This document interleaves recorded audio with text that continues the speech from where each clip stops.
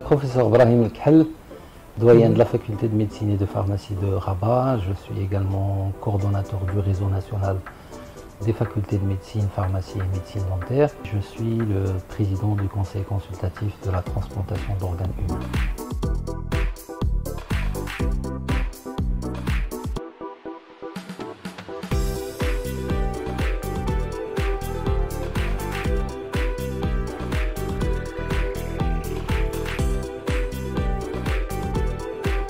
Alors je suis fraîchement nommé président du conseil consultatif.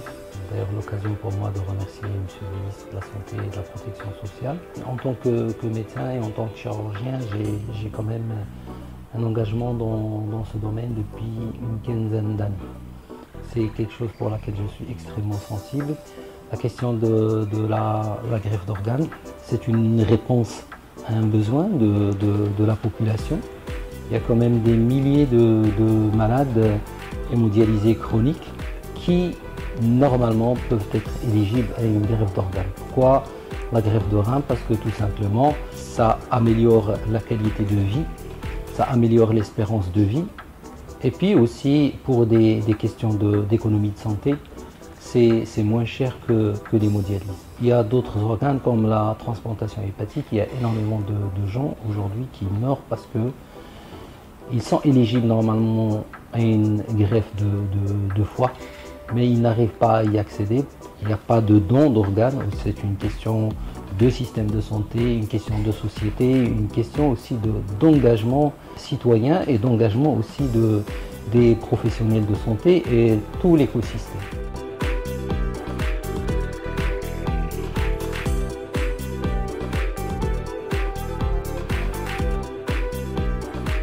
L'un des leviers à utiliser pour promouvoir le don d'organes, c'est investir dans les patients et les familles des patients qui ont bénéficié du don d'organes. Je pense que leur témoignage et leur implication aujourd'hui, c'est le meilleur investissement qui puisse se faire justement pour changer un peu les représentations de la population.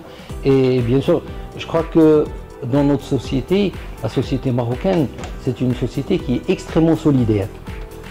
Il y a la solidarité familiale, il y a la solidarité tribale, mais il faut qu'il y ait de cette solidarité envers l'inconnu. Je crois que tout le monde aujourd'hui se rappelle des événements très récents quand Sa Majesté le Roi Nasrou il a donné son sang. Il y avait toute la population qui était derrière parce que c'est une boussole à toute la société marocaine et tout ça. Et on a très bien vu que la société marocaine, c'est une société qui est extrêmement généreuse.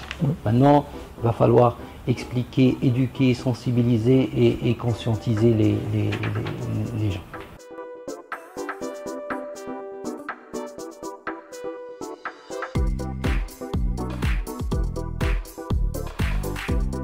Question de l'encadrement réglementaire, c'est un processus qui est dynamique. Ce n'est pas quelque chose qui est figé.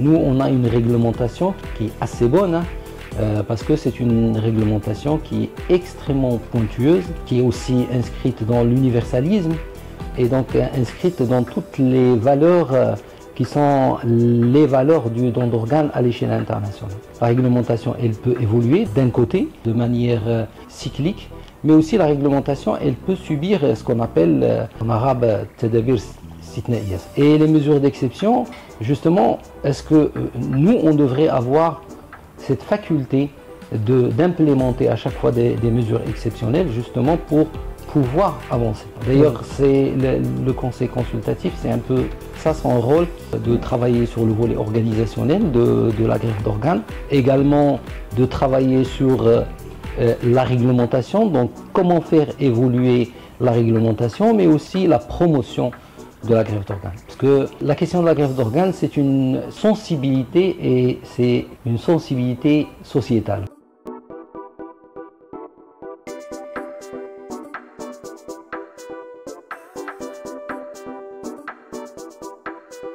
C'est une question qui est extrêmement intéressante et importante parce que elle touche à ce que j'appellerais moi la réalité qui devrait nous interpeller tous. C'est quoi la réalité? C'est que notre pays en 40 ans, il a fait 700 transplantations rénales.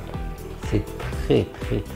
Pour promouvoir la greffe d'organes, il faut donner à chaque citoyen ce sentiment que la santé c'est un bien commun et le don c'est un bien commun. C'est-à-dire quand quelqu'un qui va donner, il va donner pour que quelqu'un d'autre qui est proche à lui va recevoir un jour.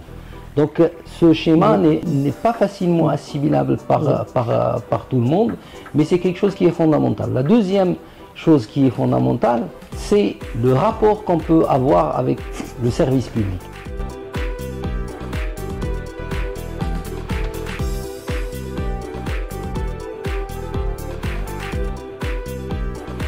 Il y a le modèle français duquel on a beaucoup appris, c'est clair, et jusqu'à présent, on a encore beaucoup d'interactions avec les collègues français. D'ailleurs, on va essayer de faire en sorte d'organiser un colloque franco-maghrébin très prochainement dans la thématique de la greffe d'organes. Puis il y a les voisins espagnols qui sont extrêmement bons dans le don d'organes. Et le modèle turc, il y a les établissements privés qui sont énormes et qui ont un caractère aussi universitaire.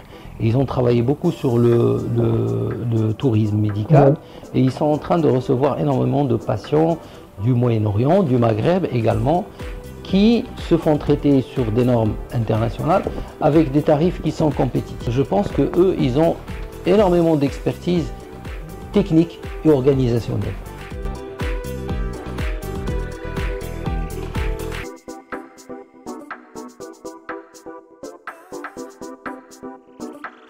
Quand on produit des soins, on produit de la formation et on produit de la recherche. Quand on met dans le viseur la production, c'est pas parce qu'on a juste envie d'opérer des patients, parce qu'elle enclenche tout. Et aujourd'hui, je pense le Maroc, il a la ressource et les moyens et la volonté, parce que parfois les gens ils disent ah, il y a la volonté.